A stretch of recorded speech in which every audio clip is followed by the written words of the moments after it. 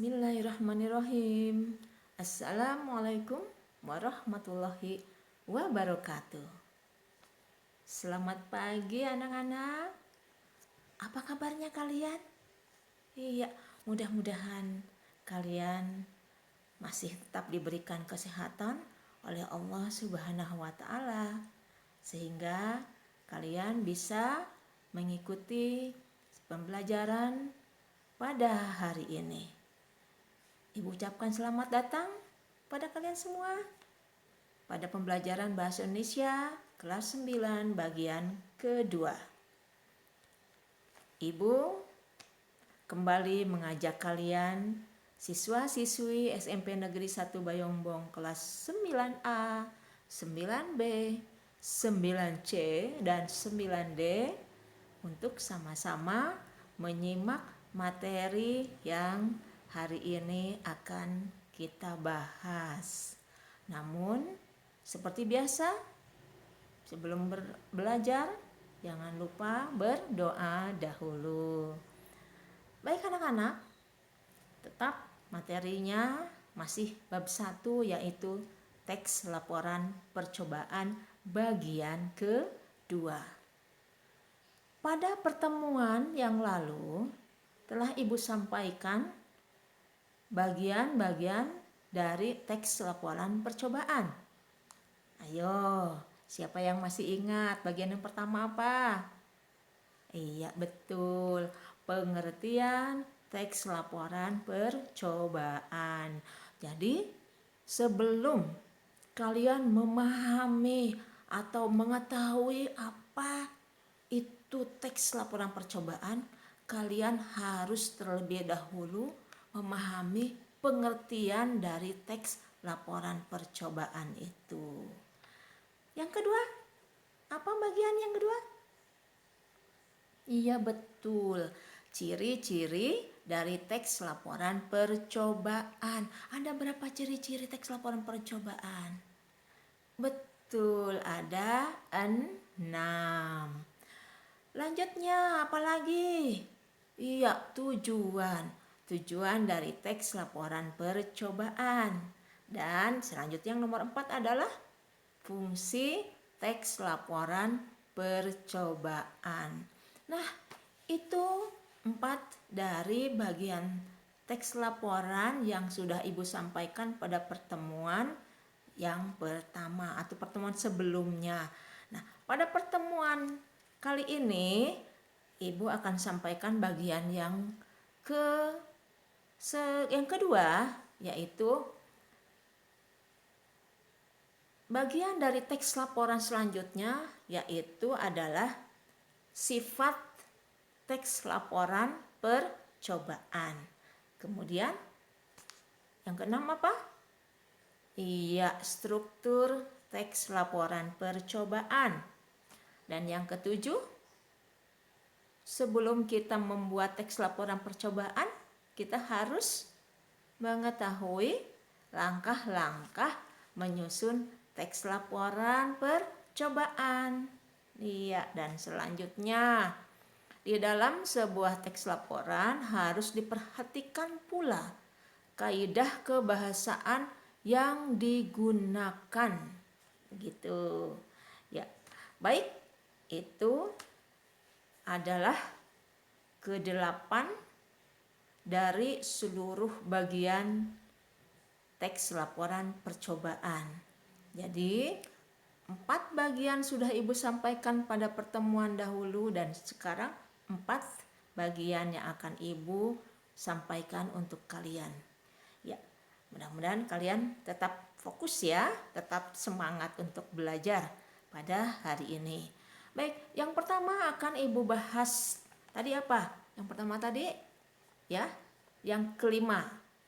Pertama hari ini tapi kelima lanjutan dari bagian yang sebelumnya. Sifat teks laporan percobaan. Teks laporan percobaan itu mempunyai sifat-sifat. Ya, ada 3 sifat yang dimiliki oleh teks laporan percobaan. Yang pertama, teks laporan percobaan bersifat informatif. Iya. Yang kedua, teks laporan percobaan bersifat komunikatif. Iya, lanjutnya yang ketiga. Teks laporan percobaan mempunyai sifat objektif. Iya. Nah, sekarang akan Ibu uraikan yang bagaimana teks laporan percobaan itu mempunyai sifat informatif atau mengapa teks laporan percobaan mempunyai sifat informatif. Teks laporan percobaan bersifat informatif karena teks laporan tersebut memberikan informasi yang berguna mengenai objek yang diamati kepada pembaca. Jadi, sekali lagi ya, Ibu ulang. Sebuah teks laporan percobaan bersifat informatif karena teks tersebut memberikan informasi ya yang tentu saja berguna mengenai objek yang diamati kepada pembaca.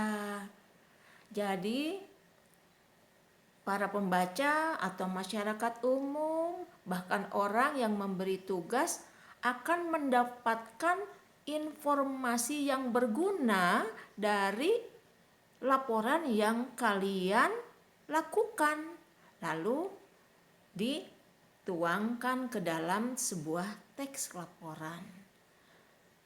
Mengapa? Karena tujuannya laporan itu atau percobaan yang kalian lakukan itu harus berguna bagi orang lain, berguna bagi masyarakat, berguna bagi para pembaca. Begitu. Nah, jelas ya? Iya. Sekarang yang kedua, teks laporan percobaan bersifat komunikatif. Iya. Mengapa bersifat komunikatif? Karena teks tersebut teks laporan percobaan menggunakan bahasa yang seolah-olah membuat kita sedang berkomunikasi dengan teks tersebut. Komunikatif, komunikasi. Jadi seakan-akan antara kita yang membuat teks laporan tersebut ada komunikasi atau sedang berkomunikasi dengan teks tersebut. Mengapa? Atau apa kok sampai kita dikatakan seolah-olah sedang berkomunikasi dengan teks tersebut? Apa tujuannya? Tentu saja tujuannya agar isi laporan itu lebih mudah dimengerti. Oleh siapa? Tentu saja oleh para pembaca. Jadi membuat sebuah teks laporan pun harus mempunyai sifat berkomunikasi, mempunyai sifat komunikasi, ada kaitannya, ada komunikasi. Jadi orang akan mudah membaca, mudah memahami, mudah mengerti, mudah mencerna isi dari teks laporan yang kita buat. Iya, jelas ya, mudah-mudahan.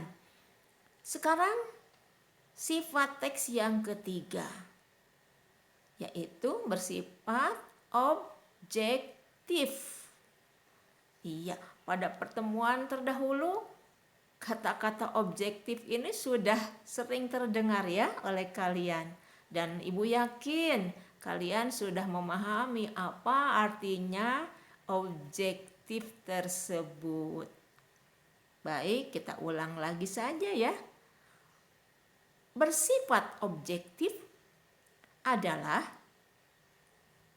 teks laporan tersebut harus faktual, harus bersifat nyata, harus fakta, harus sebenarnya, dan benar-benar ada serta terjadi. Objektif. Iya, harus nyata, harus ada faktanya, harus benar-benar terjadi. Ya, bukan karangan, tapi benar-benar pernah dilakukan. Baik, demikian. Apa Ibu ulang lagi? Baik, Ibu ulang lagi ya. Sifat teks laporan percobaan ada 3. Yang pertama bersifat informatif. Maksudnya, teks tersebut bisa memberikan informasi yang berguna mengenai objek yang diamati kepada pembaca. Yang kedua, bersifat komunikatif. Adalah teks tersebut menggunakan bahasa yang seolah-olah membuat kita atau membuat penulis sedang berkomunikasi dengan teks tersebut. Tujuannya agar isi laporan lebih mudah dimengerti. Dan yang ketiga, sifat teks laporan percobaan harus bersifat objektif. Artinya adalah teks tersebut harus fakta, harus faktual, harus benar-benar terjadi, benar-benar ada, dan sebenarnya bukan hasil karangan. Jelas ya? Iya, baik. Nah, selanjutnya bagian yang ke-6, yaitu struktur teks laporan percobaan. Nanti ketika kalian sudah diberi tugas untuk membuat sebuah percobaan, maka kalian juga akan ditugaskan untuk melaporkan percobaan yang telah kalian lakukan itu. Nah, tentu saja dalam bentuk tulisan. Tulisan itu bersifat ilmiah. Nah, ketika membuat sebuah karya ilmiah, kita harus sesuai dengan struktur dari karya tulis tersebut. Dalam hal ini, struktur teks laporan percobaan. Iya, dalam teks laporan percobaan ya, strukturnya yang pertama ada pernyataan secara umum. Ya, atau secara klasifikasi. Apa itu klasifikasi? Klasifikasi itu bisa berisi pengantar tentang mengenai objek yang yang diteliti. Jadi artinya klasifikasi adalah memilah-milah, memisah-misahkan, ya, sesuai dengan bagian-bagian persamaan dan perbedaan objek tersebut. Begitu. Jadi struktur yang pertama secara umum. Secara umum artinya mengklasifikasikan objek. Contohnya, apabila kamu meneliti tentang hewan, tentu kamu harus memisahkan perbedaan dan persamaan dari hewan-hewan tersebut. Misalnya bentuknya, ya, sifatnya, makanannya, anggota tubuhnya, dan sebagainya. Kalau misalkan kalian meneliti sebuah bunga, nah itu ya. Nah, kalian pun harus mengklasifikasikan bagian-bagian bunga tersebut. Demikian juga misalnya tentang makanan. Makanan, kalian meneliti makanan ya yang ada di kantin sekolah. Tentu kalian pun harus mengklasifikasikan makanan-makanan yang ada di kantin sekolah itu mana yang akan kalian teliti. Kalian pisah-pisahkan persamaan dari makanan itu, perbedaannya, rasanya, mengandung apa, warnanya, cara mengolahnya, seperti itu. Yaitu arti klasifikasi. Baik, sekarang yang kedua adalah aspek yang dilaporkan. Nah, jadi struktur teks laporan percobaan itu yang keduanya adalah aspek yang dilaporkan.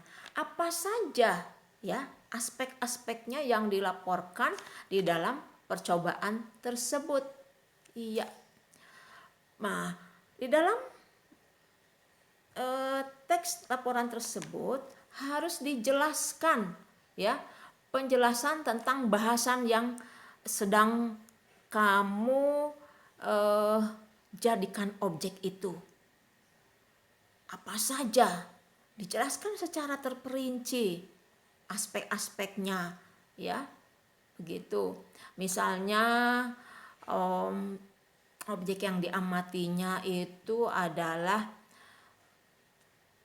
burung tadi ya, burung.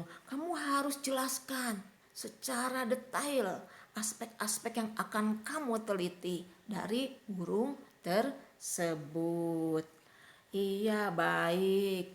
Sekarang kita langsung masuk pada bagian yang ke-7, yaitu langkah-langkah menyusun teks laporan tersebut. Iya. Langkah-langkah sebelum membuat sebuah teks laporan percobaan, langkah yang pertama kalian lakukan itu adalah pasti harus mengumpulkan data percobaan. Didata dahulu ketika kalian menemukan sebuah objek ya yang akan diteliti atau akan dijadikan sebuah percobaan, kalian kumpulkan dahulu datanya.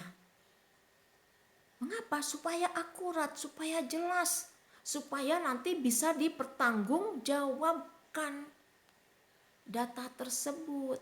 Jadi tidak boleh sembarangan, tidak boleh hanya mendengar saja, tidak boleh hanya melihat sepintas saja, tapi kumpulkan secara lengkap data-data tersebut.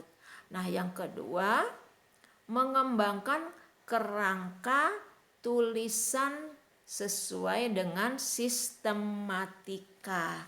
Setelah kalian mengumpulkan data-datanya lengkap ya, nah kemudian kalian melakukan langkah yang kedua, yaitu mengembangkan kerangka secara atau sesuai dengan sistematika penulisan karya ilmiah yang sederhana. Apa saja sistematikanya? Yang pertama yang harus kalian buat atau kalian cari atau kalian tentukan adalah kalian membuat judul percobaan itu. Ya. Apa judulnya? Judul percobaannya. Kalau kalian membuat percobaan tentang makanan di kantin sekolah yang mempunyai atau yang mengandung bahan pengawet. Tuh. Nah, apa judul yang paling tepat yang kalian berikan untuk percobaan kalian tersebut? Yang kedua, objeknya. Objeknya apa nih? Objek percobaannya apa yang akan kalian jadikan? Barusan sudah Ibu sampaikan, misalnya tentang makanan di kantin. Ya, makanan-makanan di kantin banyak di kantin itu. Nah, apalagi kalau ada di kantin sehat. Nah, tetapi sering kalian lihat ya makanan-makanan yang ada di kantin tersebut juga kan ada yang mempunyai aneka warna, aneka rasa, begitu ya, bahkan beraroma. Nah, apakah makanan-makanan tersebut bebas dari bahan pengawet, dari bahan-bahan yang berbahaya? Nah, tentukan oleh kalian objeknya. Apa nih yang akan kalian pilih dari makanan-makanan tersebut? Apakah tentang pewarnanya, apakah tentang pengawetnya, apakah tentang cara memasaknya gitu. Silahkan seperti itu. Selanjutnya adalah tujuan dari percobaan. Ya. Tujuan dari percobaan. Kalian harus ketika melakukan sebuah percobaan tentu harus mempunyai tujuan. Iya, untuk apa tujuannya? Itu kan ya. Misalnya untuk mengetahui makan makanan yang tidak berbahaya dan tidak mengandung formalin di kantin sekolah misalnya, agar ketika dikonsumsi oleh para siswa di SMP Negeri 1 Bayongbong, makanan itu tetap menjadi makanan yang sehat. Misalnya seperti itu. Lanjutnya, sistematika yang selanjutnya adalah jangan lupa ketika melakukan sebuah percobaan pasti ada atau menggunakan alat dan bahan. Oleh kalian sebutkan satu persatu apa saja alat-alat yang dipergunakan dan apa saja bahan-bahannya yang dipergunakan. Harus secara terperinci disebutkan, jangan sampai ada yang tertinggal. Ya, karena apabila alat dan bahan itu ada yang tertinggal tidak kalian sebutkan, maka orang akan menjadi sanksi terhadap hasil percobaan kalian. Begitu. Selanjutnya ya, sudah kita bahas langkah-langkah menyusun teks laporan. Kita masuk kepada selanjutnya. Setelah kalian menyebutkan alat dan bahan, lalu masuk kepada langkah selanjutnya, yaitu prosedur. Apa itu prosedur? Iya, cara kerja atau langkah-langkah kamu membuat laporan, membuat percobaan tersebut. Yang pertama-tama apa yang kalian lakukan? Kemudian selanjutnya begitu seterusnya sampai percobaan itu selesai dan nanti ada hasil dari percobaan tersebut. Gitu ya. Jangan lupa ketika kamu menuliskan prosedur atau cara kerja harus menggunakan kata-kata atau kalimat-kalimat yang baik sehingga akan dipahami, akan dimengerti oleh orang yang membacanya. Orang-orang akan bisa paham, bisa mengerti gitu ya. Maka ketika kalian menyampaikan hasil dari percobaan tersebut, maka orang atau pembaca akan puas. Ya, begitu anak-anak. Dan terakhir, simpulkan hasil tulisan kalian tadi. Ya, simpulan adalah garis besar dari tulisan yang telah kalian buat. Iya, garis besarnya. Tentu saja ketika menyebutkan kesimpulan itu, yang dilakukan adalah kalimat-kalimat dari gagasan-gagasan utama yang atau kalimat-kalimat kata kunci yang penting di dalam simpulan itu ya. Jadi menyimpulkan, menuliskan kalimat-kalimat yang penting. Dan yang terakhir adalah lampiran-lampiran. Biasanya di dalam teks laporan tersebut ya dilampirkan gambar-gambar dari kegiatan percobaan kalian.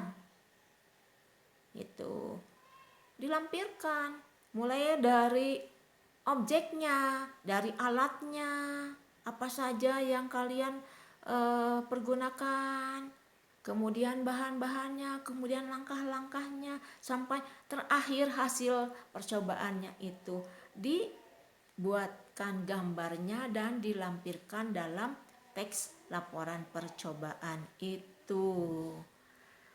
Baik, sekarang di dalam sebuah tulisan atau teks laporan percobaan harus diperhatikan adalah kaidah kebahasaan. Ya. Apa itu kaidah kebahasaan? Kaidah kebahasaan yaitu pedoman yang menjadi unsur pembangun dalam sebuah teks. Pedoman itu berarti tuntunan yang menjadi dasar yang akan membangun, ya, akan menjadikan teks itu sebuah karya ilmiah. Apa saja kaidah-kaidahnya? Yang pertama, ya, bahasa yang digunakan di dalam teks laporan percobaan yaitu menggunakan sinonim dan antonim. Iya. Jadi sebuah teks laporan itu selalu menggunakan ya kata yang bersinonim dan berantonim. Apa itu sinonim dan antonim? Iya, kalau sinonim itu artinya persamaan kata. Ya. Ya. Contohnya nih. Misalnya memiliki. Apa persamaan dari kata memiliki? Iya, mempunyai. Contoh yang lainnya misalnya takaran. Apa persamaan kata dari takaran? Ya, betul, ukuran. Contohnya yang lain misalnya sinonim dari homogen. Apa itu? Homogen itu? Iya, artinya atau persamaannya adalah sama. Gitu. Satu lagi, sinonim dari tumbuhan. Apa? Betul, flora. Jadi sekali lagi sinonim adalah persamaan kata. Nah, sekarang antonim. Ant. Ya, ant. Dari kata antonim. Nim, nama, berlawanan. Anti. Ya kan? Anti itu berarti tidak setuju. Berarti berlawanan. Nim, nama. Jadi antonim artinya berlawanan kata. Iya, contohnya apa yang berlawan kata? Iya, kalau panjang lawannya? Iya, pendek. Kalau tinggi? Iya, rendah. Kalau lawannya jauh? Betul, dekat. Ya, mudah ya. Baik. Itu. Nah, sekarang kaidah bahasa yang kedua. Menggunakan kata bilangan. Di dalam sebuah teks laporan itu pasti ada kata bilangan, ya. Biasanya terdapat pada bagian apa tuh? Alat dan bahan. Iya. Contohnya, ya, contohnya di dalam kata bilangan itu. Bahannya 3 butir telur. Gitu ya. Kemudian 2 sendok cuka. Tuh. Atau 2 buah gelas. Ah, itu kan kata bilangan. Ya kan? Betul. Karena kata bilangan itu apa? Kata bilangan itu adalah kata-kata yang digunakan dan menyatakan jumlah. Kata bilangan itu adalah kata-kata yang digunakan menyatakan jumlah atau urutan dalam suatu deretan. Itu, ya. Baik. Sekarang selanjutnya adalah kaidah kebahasaan yang digunakan dalam teks laporan menggunakan kalimat apa? Perintah. Kalimat perintah yaitu kalimat yang mengandung makna meminta atau memerintah seseorang untuk melakukan sesuatu. Kalimat yang mengandung makna meminta atau memerintahkan seseorang untuk melakukan sesuatu. Kalau di dalam teks laporan percobaan ini ya biasanya ya dibantu atau contohnya menggunakan kata-kata tuangkan. Tandanya menggunakan ya tanda seru. Kalimat perintah itu tandanya menggunakan tanda seru. Aduklah, masukkan, campurkan, sisihkan. Nah, itu contoh dari kalimat perintah.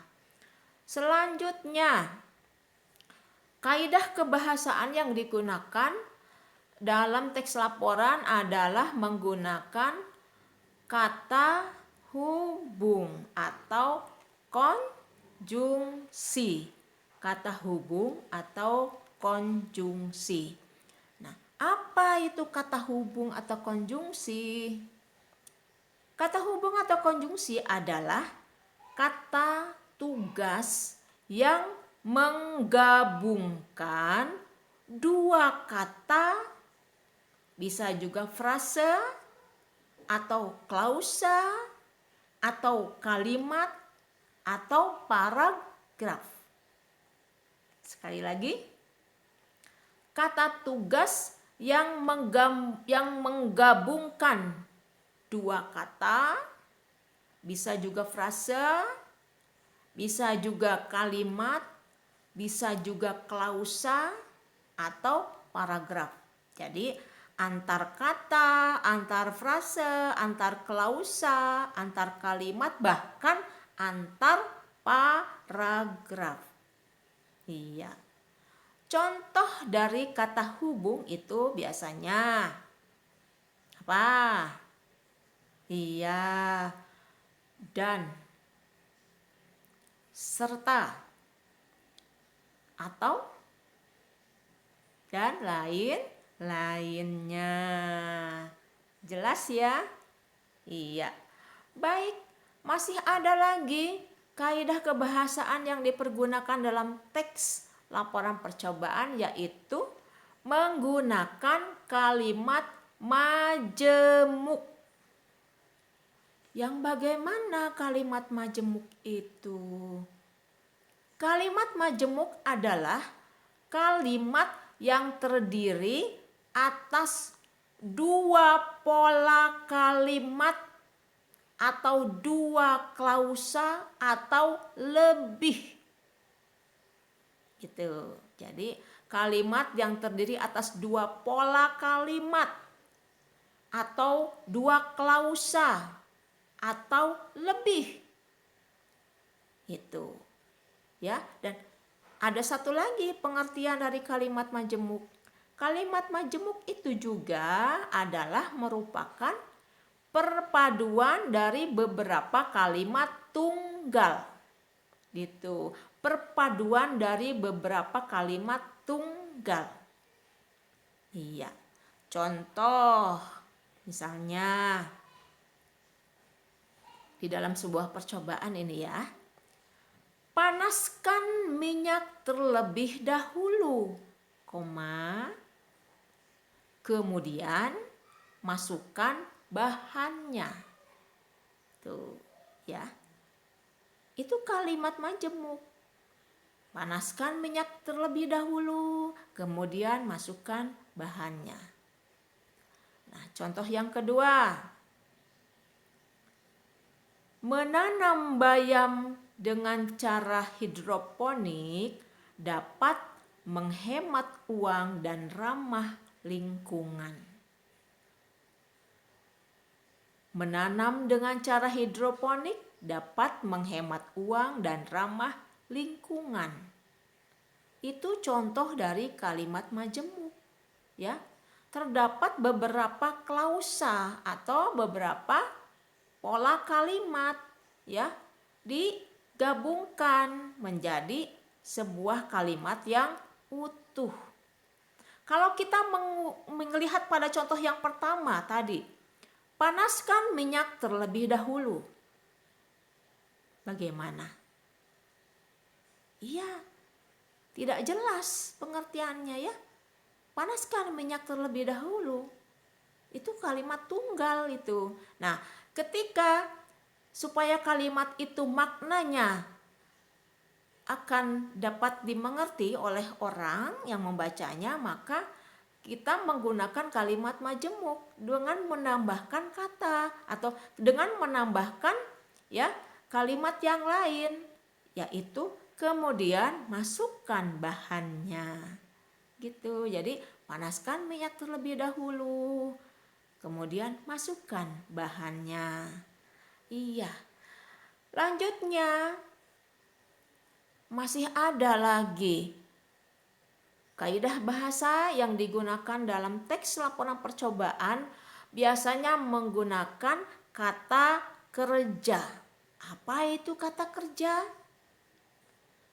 Kata kerja adalah kata yang menyatakan suatu tindakan atau suatu pekerjaan.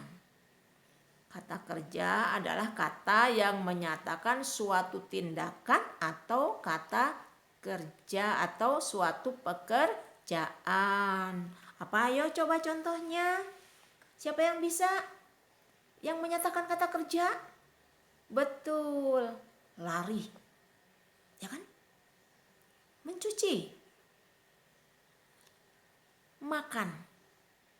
Iya. Apa? Bermain bulu tangkis dan sebagainya. Itu ya. Lanjutnya menggunakan kata ganti atau pronomina. Menggunakan kata ganti atau pronomina. Apa itu kata ganti? Kata ganti yaitu jenis kata yang menggantikan nomina benda ya atau frase nomina. Jadi kata ganti itu adalah jenis kata yang menggantikan kata benda menjadi sebuah kelompok kata benda ya atau sebuah benda yang lain.